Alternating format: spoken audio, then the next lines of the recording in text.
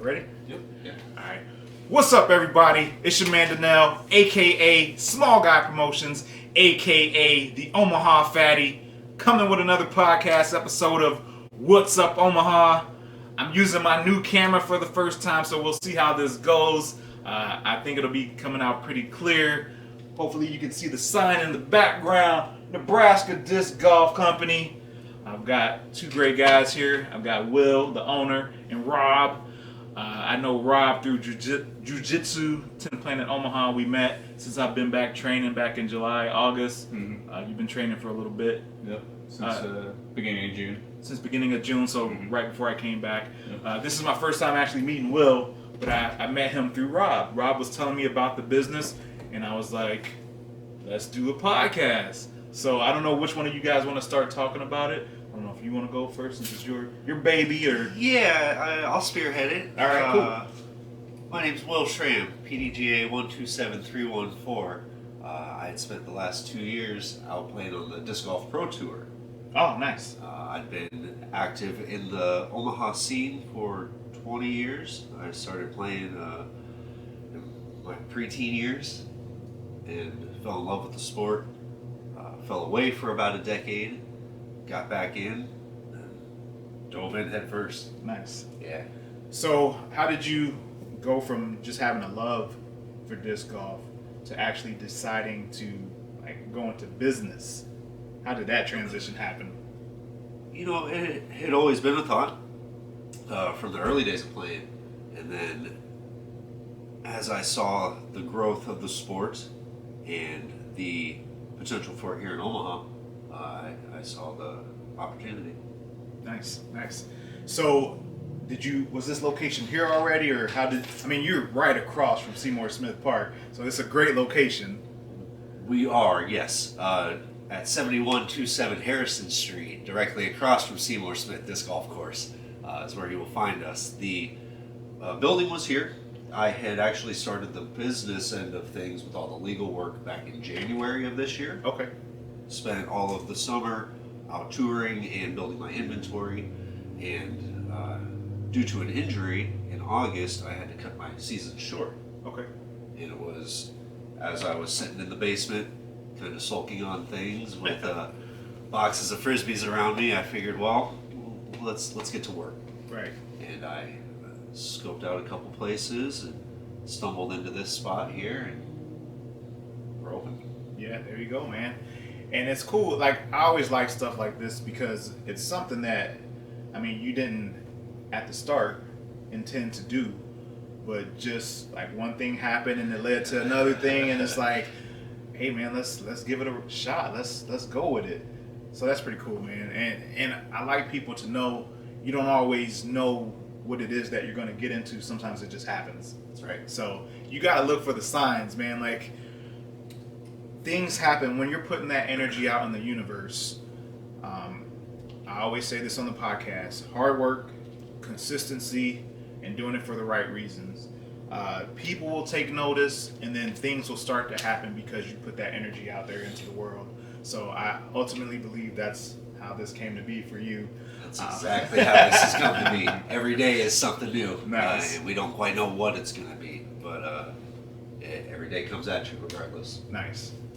Rob, how do you guys know each other? How did you get started with this? Will and I met. So Bobby and I have known each other for well over a decade now. Yeah.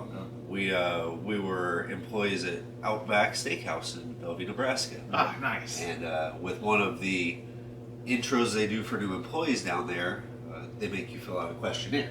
Right. And I had just won the Cornhusker State Games in 2008, and put that on there, and Bob saw it hanging in the back and approached me about playing some golf, and 12 years later we're here opening up a shop. Nice.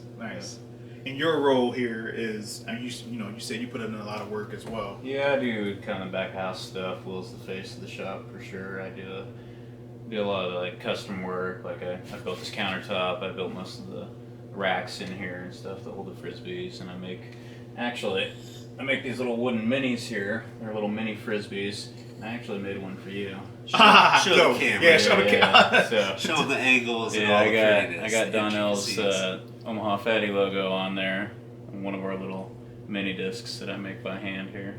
So I've got a Oh, dope, man. Thank you. I got a laser That's dope.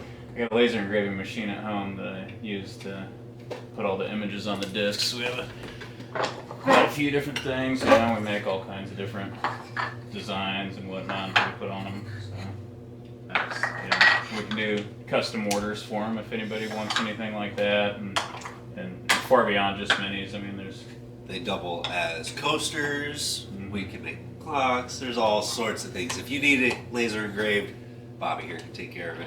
Yeah, man. little boxes. Thank you, man. Yeah, That's of dope. course. I saw the things that you did at the dojo for Mhm. the tournament. Yeah. All those trophies I saw. Yeah, the template. yeah. Those were cool. Yeah. Man. Actually, I have one more thing I made for you too. I'm gonna grab it real quick here. So, well, while he's in the back, you know, we're in Omaha, Nebraska, and what I was saying before we went live was, you know, we don't have any snow right now. I mean, it's cold, but there's no snow, no ice. Are people still out playing? Yes. We actually have a Sunday Flex League where you can show up and pay $2 or $5 and get in an organized round of disc golf that will go all winter. Nice. We'll do that till the end of February, and whether there is snow on the ground or not, people will play disc golf. We keep the tee pads or the teeing areas shoveled and free of snow, and then once you get out to the fairway, you're kind of on your own. But, Yeah. we will actually there's all sorts of winter tournaments and different events, and if the sun's shining, we're out playing. Nice. So you guys actually go out and clear the path and everything? Like, how does that work? Like, how does one?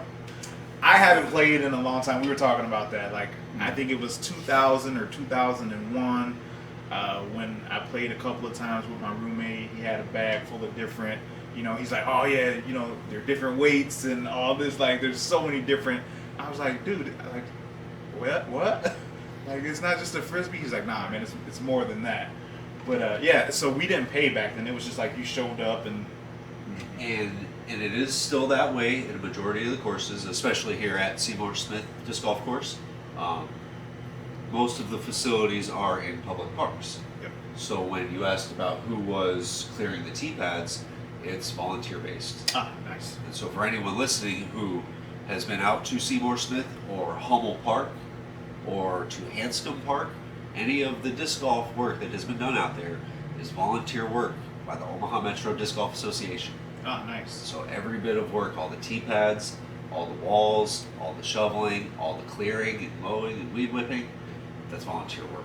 Nice. It's So, not easy. So a lot goes in behind the scenes. It is very much a community-driven organization, the OMDGA and our group of volunteers. And that's where I decided to create a vested interest. You know, when you have a volunteer community, you can only ask so much of those individuals. Right. But you know, when someone has a little skin in the game, it allows you to really commit yourself to the growth of the sport, and that's why we're here. Yeah. Well, and, you know, you were talking about your background, how you started. You know, you were actually like professionally playing. So I assume that there might be some other people for different reasons that have gotten into it or have stayed connected. And, you know, when you have involvement in something like this, like you were saying, skin in the game, like you want to see it prosper. Like you don't want, you know, it to fall behind and like go away. So you're gonna do what you need to do to try to help be a part of it and help build it up and promote it. So makes sense. Exactly. Definitely. Yeah, we started that wintertime flex league. Was it week 5 this week, right? This was the 6th week of Was it. sixth week? Yeah. And it, what you were saying about things catching on and people noticing, the very first week we had 24 players, and it was pretty easy for Will to get that amount of people wrangled up for the first one, just because he does know a lot of people in the scene and he's been around for so long. But the very following week we had 57. Yeah, so it doubled the very next week, and we've stayed consistently above 40 players every week. Yes, including the event we ran last week. We've had over 200, 250 registered players Wow. through the winter time. And the beauty of this sport is that so many people don't know about it. Yep. And it is so accessible that anyone can play. Give me one of those gliders. Whether you're using a traditional disc golf disc, something with a sharp beveled edge, or a beach catch frisbee, you can go out and you can enjoy this sport. I do recommend you come in here and say hi and talk to me. I will get you started in the right direction. But as more folks find this sport, it's only going to get bigger and more accessible, and we'll have more courses, and it's going to keep growing.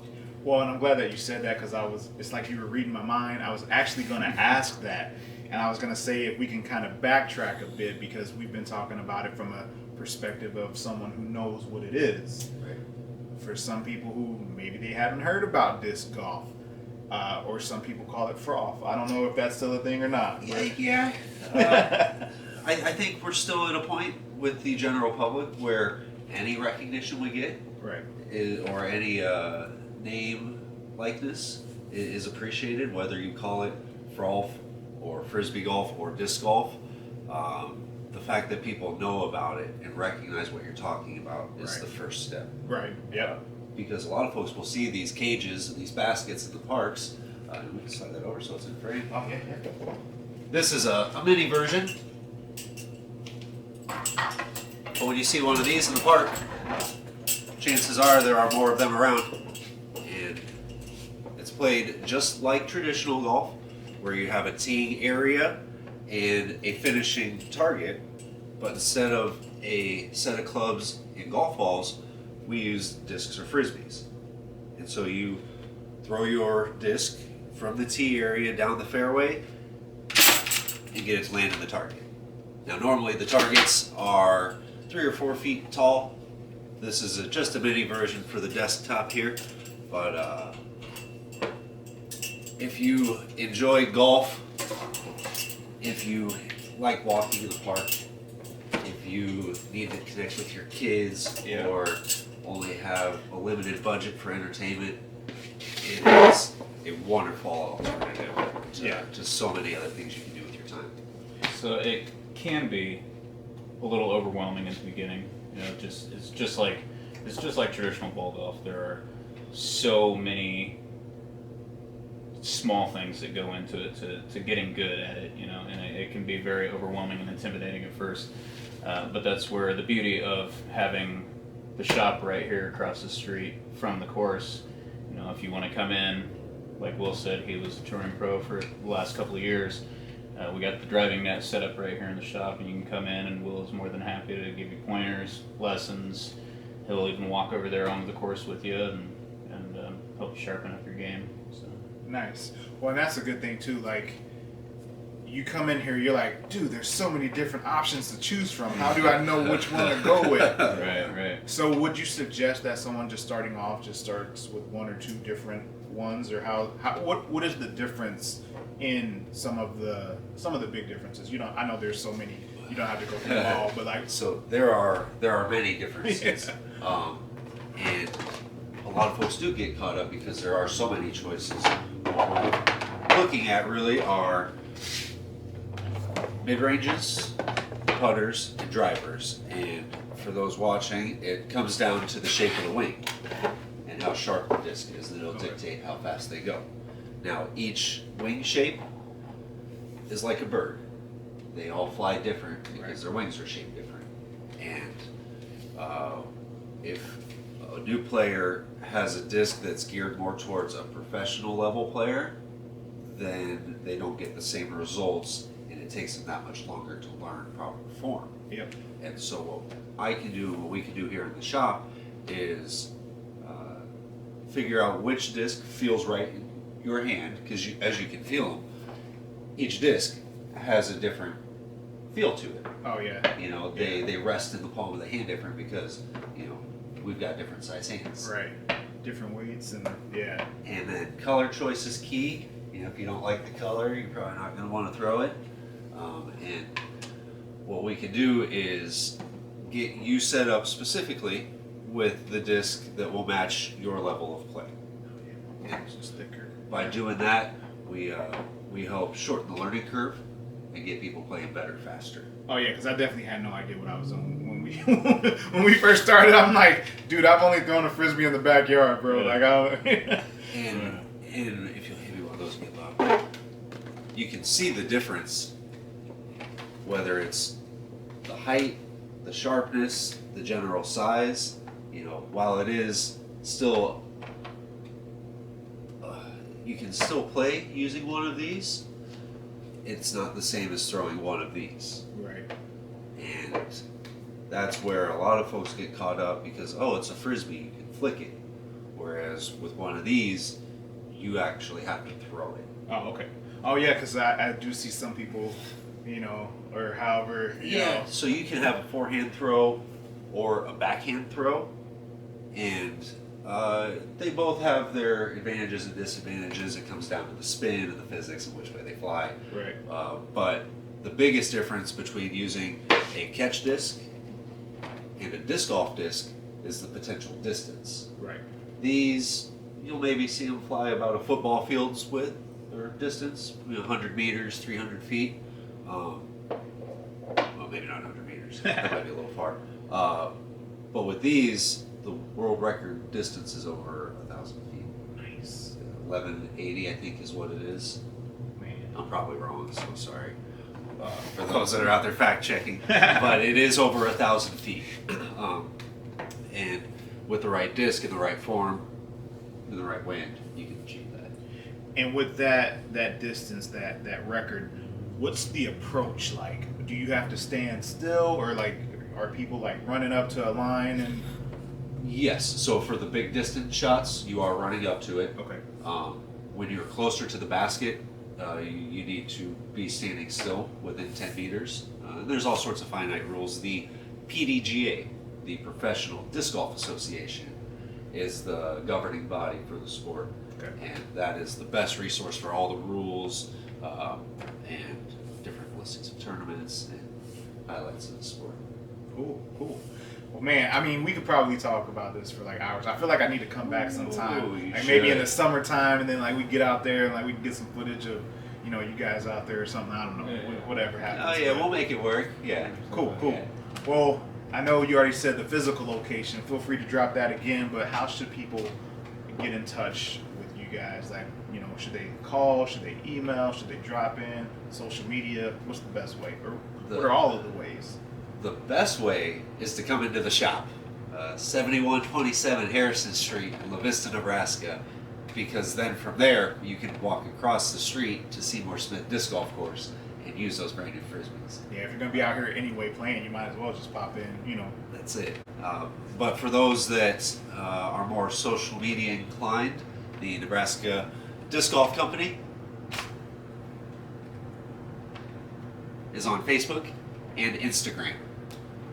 And then I'm sure we've got tweets and other things that we can let out to you down the road. But right now, Facebook and Instagram are the best bets. Cool.